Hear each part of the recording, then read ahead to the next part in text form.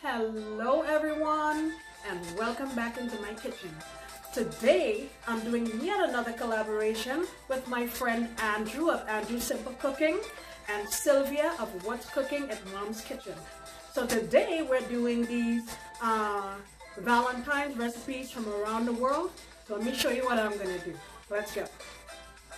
Alright guys, so we're going to be preparing our lamb to make our lamb tagine tomorrow.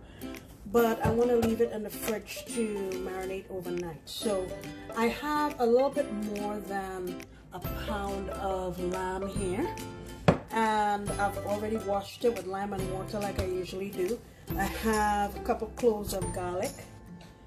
I didn't smash them up into little bits because I want to be able to pull it out tomorrow because we're going to be searing this meat.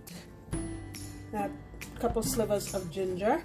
Again, because of the same reason, I want to be able to pull it when it's time to sear. A few cracks of black pepper.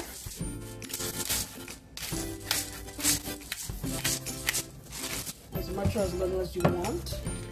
About, I have some quarter teaspoon or so of cloves.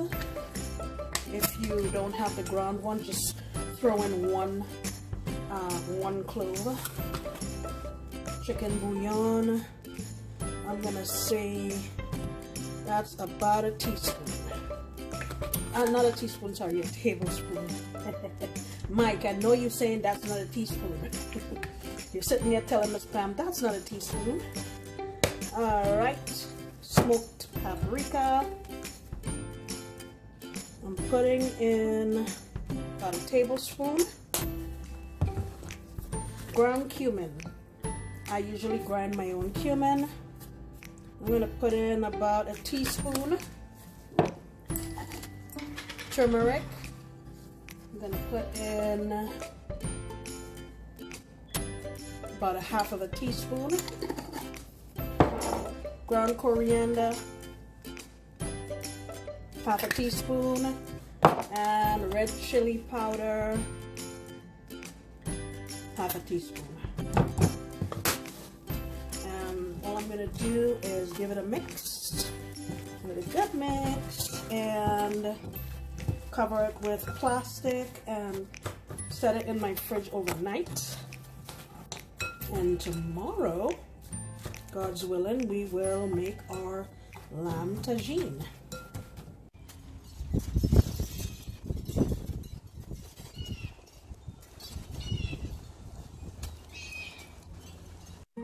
Alright guys, so I purchased a tagine about 3 or 4 months ago. It was on sale at World Market, and I have it here submerged in water because before we use it, it needs to be seasoned. So I need to soak it in this water and get it completely saturated for 8 to 12 hours. Then we'll take it out, grease it, and stick it in the oven, and then it'll be ready for use. Alright guys, so my tagine has soaked in that water for about 10 hours. I took it out of the water, dried it with some paper towels, and just let it sit on my counter for about an hour.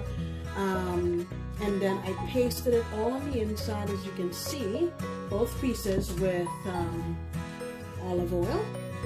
And I'm going to place it in my oven, in my cold oven, turn it on to 350 and let it be in there for around 2 hours. And then I'll turn off my oven and just let it sit in there until it cools off. When it's done and it's cool, you paste it with a little more olive oil, and then it's ready to use.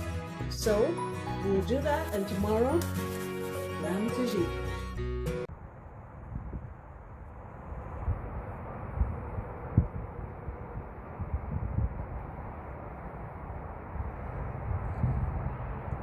Alright guys, so it is a sunny Sunday morning. My tagine is seasoned and ready to go. Here is my lamb is also seasoned and ready to go. And I remember in a prior video, someone asked me about these covers, and I actually got those at, let me show you. I actually got those at the Dollar Tree. Or the $1.21 tree now, 25 tree now, but yeah.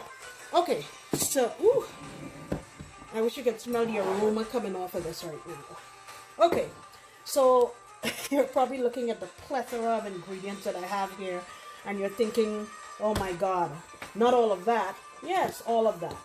So what I'm going to do is first sear this, and as I'm adding ingredients, I'll tell you what they are.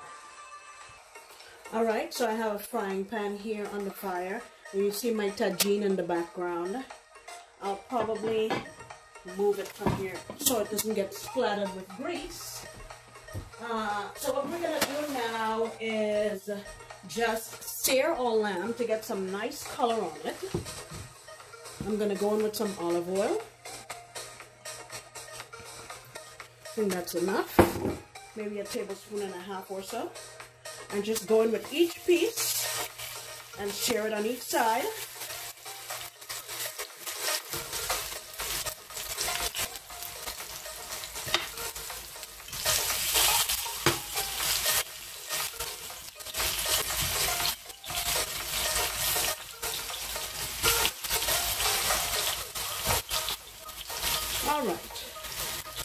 Alright, so I still have my clove of garlic here. I think it was 2 cloves that was marinating the meat. I also have a large onion. I'm going to take this large onion, that garlic. I'm also going to add a couple more cloves and maybe about a teaspoon of ginger. Stick it in my food processor. Did I say a large onion? I can't remember. And get it into, you know, not a puree, but close to it. And then I'll keep tending to this and come on back and we'll move on. Alright, so I think my lamb is seared nicely now. I'm going to take out these pieces. You see? Beautiful sear. I'm just going to take them out and put them in my tagine. And then we'll move on.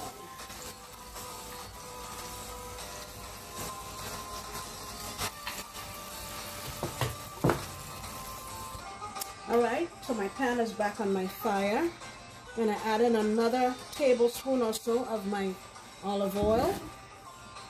And I have some ghee here that I made in a prior video.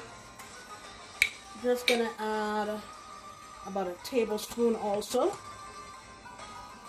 And now I have my onion and garlic and ginger. Like I said, I didn't really want it into a puree per se. So, kind of got it slightly chunky. What I'm going to do is just saute this so that my onions become translucent. By the time that's going, let me show you what else I'm using. 1 bay leaf. I'm coming down to the end of my bay leaves from my mom's tree, but my friend Vanessa was very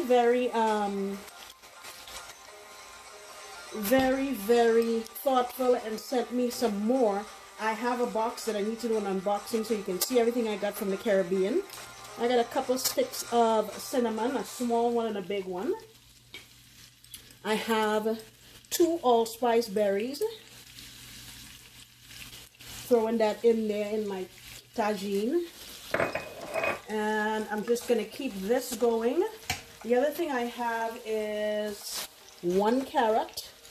I'm going to put that in my tagine also.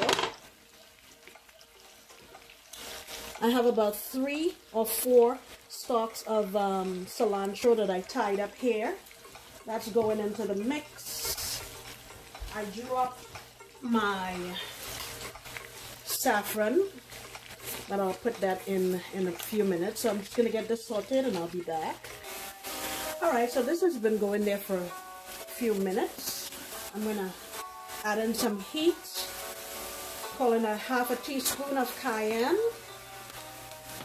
And we're going to mirror a lot of the flavors that we already seasoned our lamb with.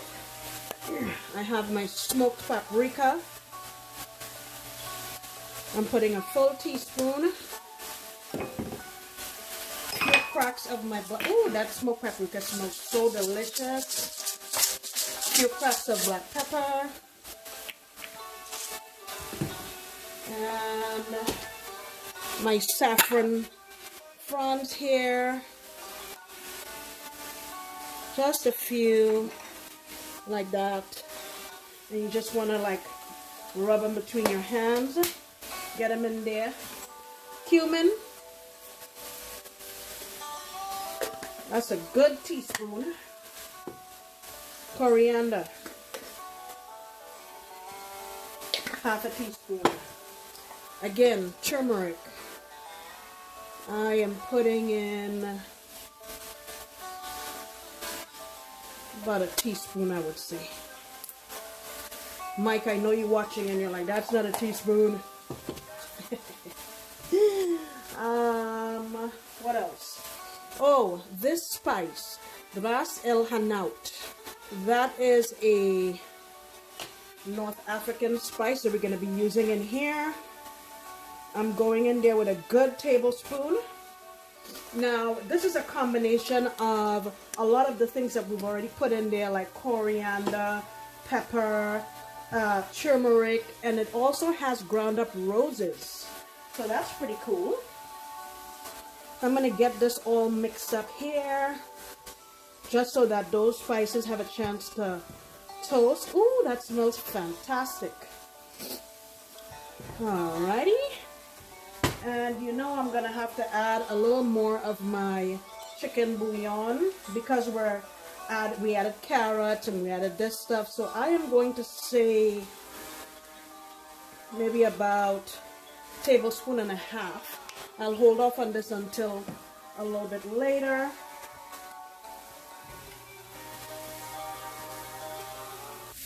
Alright, now that has toasted, I'm going in with some tomato puree. I'm calling that about maybe 1/3 of a cup. Just mix that around.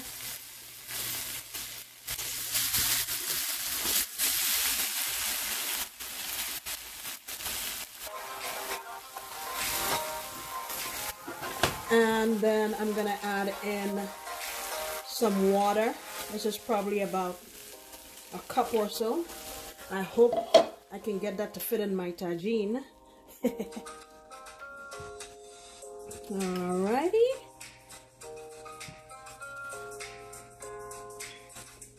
Yeah, we definitely need the salt. So here is my tablespoon and a half of chicken bouillon powder. Oh man, that tastes so delicious.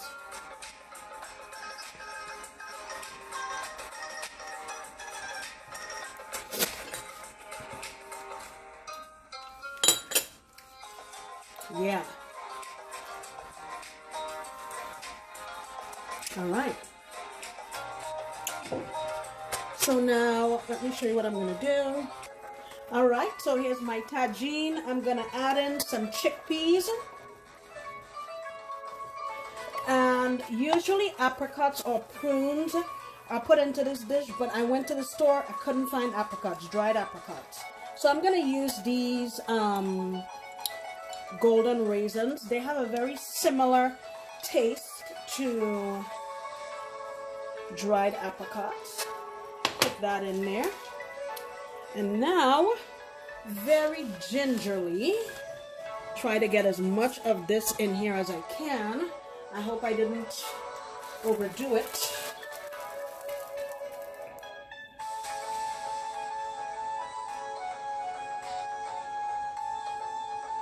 I think we're good. I was afraid.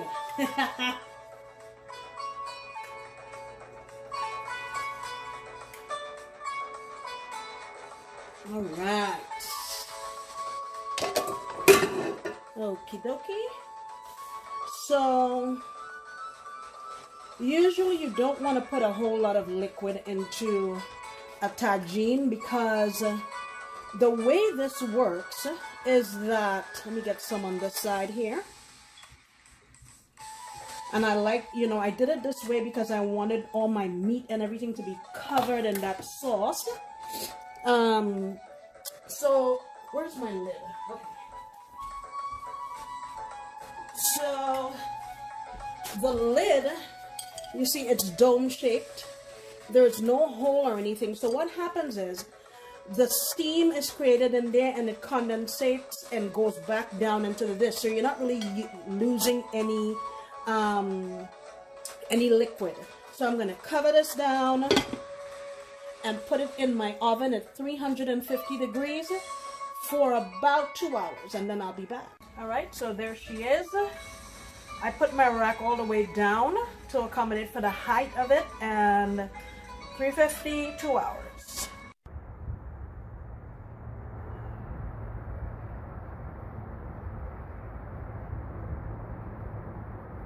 Alright guys, so this came out of the oven about 10 minutes ago. I wanted to wait for it to cool down so I can show you. Look at this. Wow. Let me set this over here so we don't lose it. And I'm just going to drizzle a small amount of olive oil, just a little bit.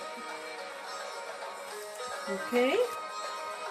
And I'm going to finish with some fresh cilantro. It's a pretty big one. I might as well stand it up here. And some more of my raisins. I also made some couscous to go with that. And I have some dried cranberries and some more of the raisins. Let me bring my tagine closer. Look at that. If only you could smell this. Let me tell you. Look at that. Look, look. Oh man. I cannot wait to share this with my kids and to have some for myself. I had a lot of fun making this. It was really cool using the tagine, and I hope that you guys will try a dish like this sometime soon. If you don't have a tagine, that's okay. You can always use like a Dutch oven that can go into the oven, or some kind of casserole dish that you can cover. But yeah, Valentine's Day dish from Morocco. Alright guys, thank you for joining me again for this collaboration. I would really appreciate it if you would go check out my friend Andrew and Andrew Simple Cooking, Sylvia of What's Cooking at Mom's Kitchen, because I know they're going to be making something delicious for Valentine's Day. Alright guys, happy Valentine's Day. Hug someone you love, and I will see you next time when you know I'll be making another delicious recipe. Bye!